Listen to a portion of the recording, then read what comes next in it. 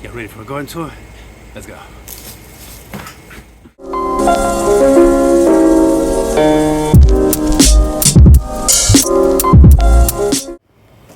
Hey, what's going on, YouTube friends, family, rodents, quadrupeds, boys and girls, dogs and cats. Anyway, so today I thought I could bring you guys around the garden, give you a little bit of a tour. I wanted to start right here with my cucumbers because this has been my biggest win so far this season, I think. Cucumbers really don't do all that well for me most of the time. My uncle, however, can grow buckets and buckets of cucumbers. Now, I've tried Marketmore 76, what is it? I think there's a Marketmore 80.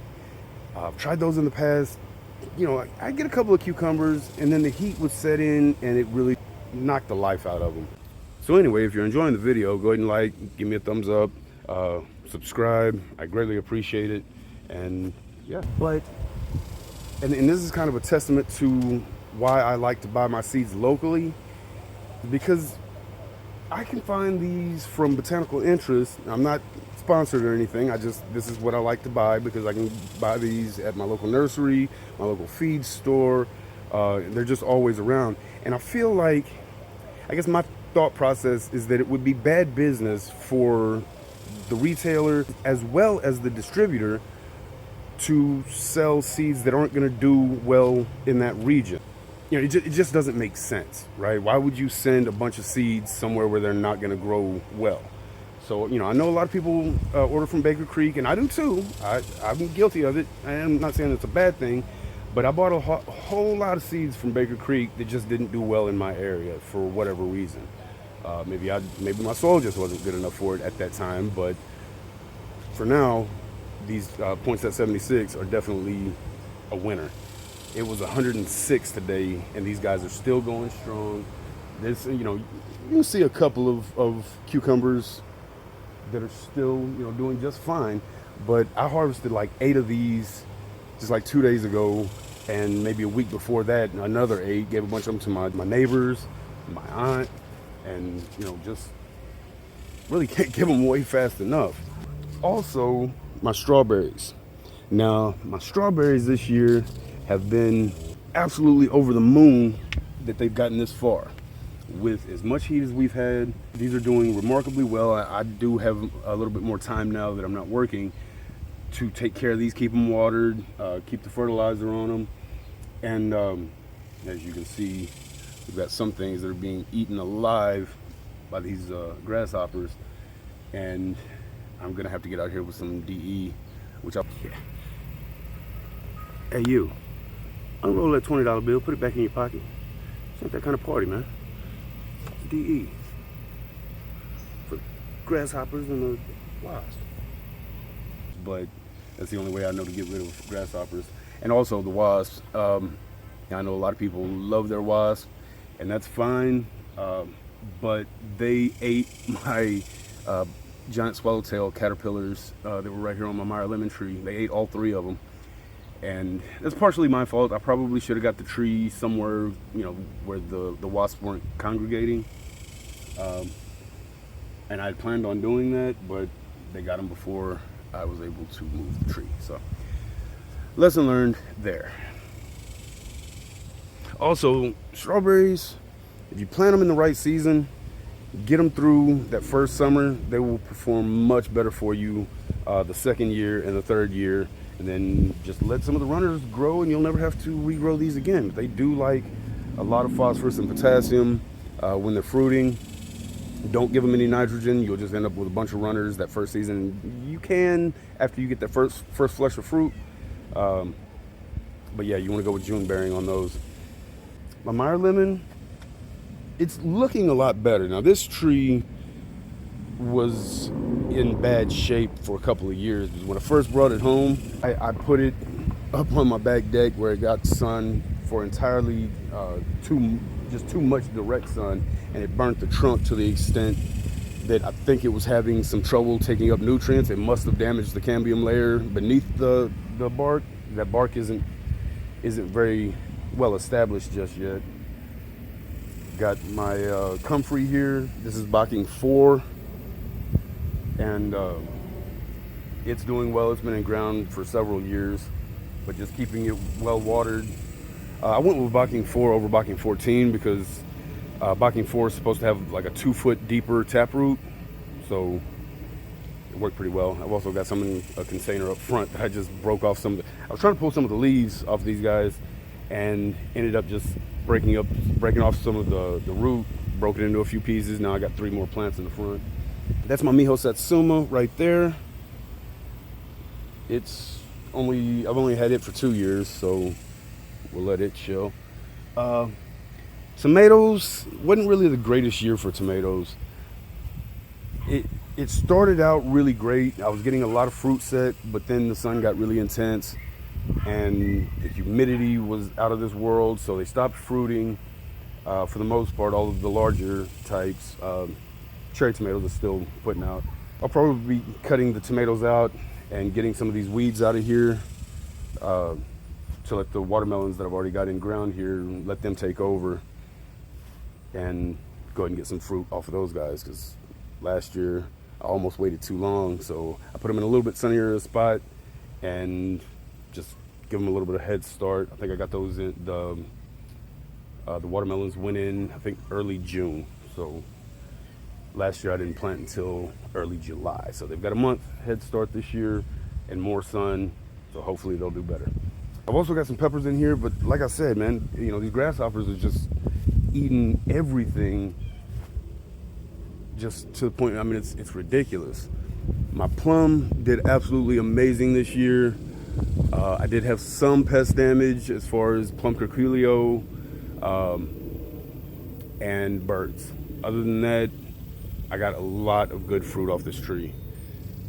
My peaches are still swelling, should be ripening up in the next 2 to 3 weeks, I'm hoping. Okra here, there's absolutely, I mean, it hasn't started fruiting just yet or making pods. I don't think, I thought I saw, yeah, okay, so there's barely 1, 2 that are starting to form. They're flower buds. Blackberries did really well. This is every bit of the mess that it looks. I got to get that cleaned up. I'm really gonna have to come back here and cut these canes back considerably. It's a good thing I can still step over these okra, because that would cause some serious problems if I couldn't. My corn here, I've got 3 different varieties. I've got Silver King, Ambrosia, and Butter Crunch on the corn. Now, the size difference here is pretty, it's quite a bit of a standout, because, and I'm hoping that it's just the varietal difference. I know there was about 10 days difference from seed to maturity in each variety. So 10 days between the Hickory King and the Ambrosia, and then 10 days between the Ambrosia and the Butter Crunch. I think it's Butter Crunch. But anyway, I'll put it on the screen. Also, something that is really blowing my mind is I've got one Purple Lady Bok Choy right here that germinated down here. Of course, I planted it way up there by the house, and it's washed down here, and it's doing just fine. Like, it's not even 106 degrees outside. Of course, it's not 106 degrees right now, because I'm no fool. I know better to stay my backside in the house until temperatures break and I can get out in the evening. I've also got a cover crop here. It's the first time I've used this. It's buckwheat, sun hemp, and iron clay peas. So that's actually doing quite well. I actually just sowed that about a week ago. They germinated about two days later. I think the heat kind of bit them back a little bit today, but other than that, they're doing well. I did just water again earlier this afternoon, but I'm really impressed with this particular part of the garden. I'm not sure. That okra got bit back. I've got some damage on that okra that I'm not sure exactly. I guess maybe the heat. I can't imagine okra being that damaged by heat, but 106 is 106. And then with the humidity in the air, I think it's the news said it like the feels like temperature, which is where they factor in the heat and the humidity. It was like 117. Got some marigolds in this bed, just kind of waiting for some squash plants to go in here. But those squash plants were planted in some really horrible potting mix. Funny thing, a few years ago, there were a lot of people asking about the quality of Kellogg's potting soils. And at that point, I hadn't had any bad experience with them. But twice now, I went and bought two separate products of theirs, and both were garbage. I mean, it basically looked like shredded mulch that was barely even composted, and that's problematic in my book. I mean, come on, I get that the demand is higher now, but to sell a product so inferior, that just doesn't make any sense to me. I don't care if I'm running a company, if I can't give you a quality product, then I'm just going to give fewer people a better quality. That's just, and I know there are other people out there that agree. Some, I'm sure, disagree.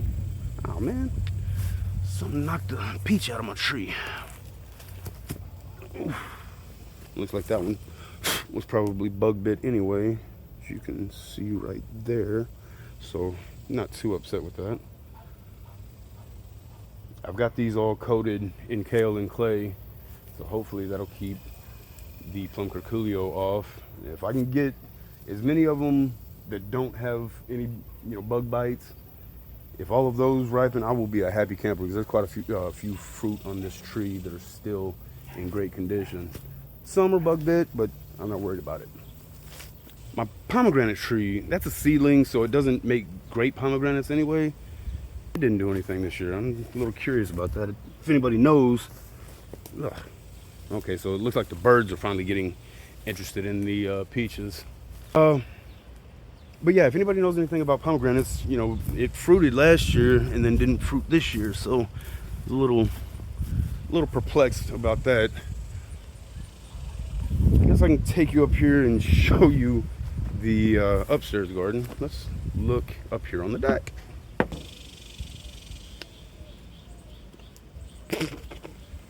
Ugh.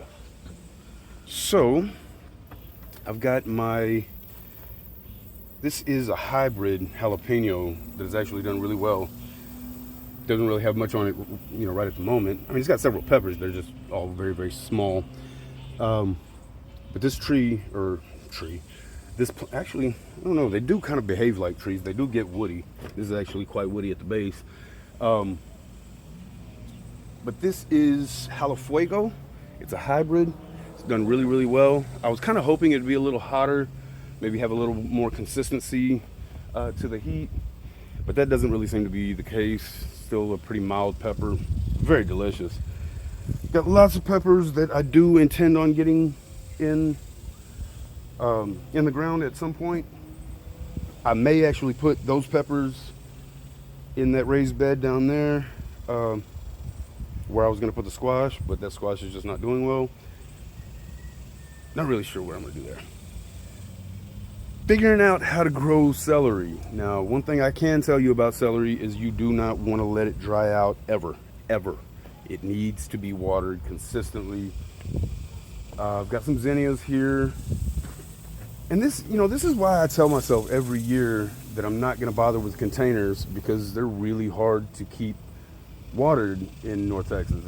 It's hot here and very, very dry. So sometimes you just you end up with plants that look like this, and they're not super happy. I mean, I just watered these earlier, so they're doing much better now.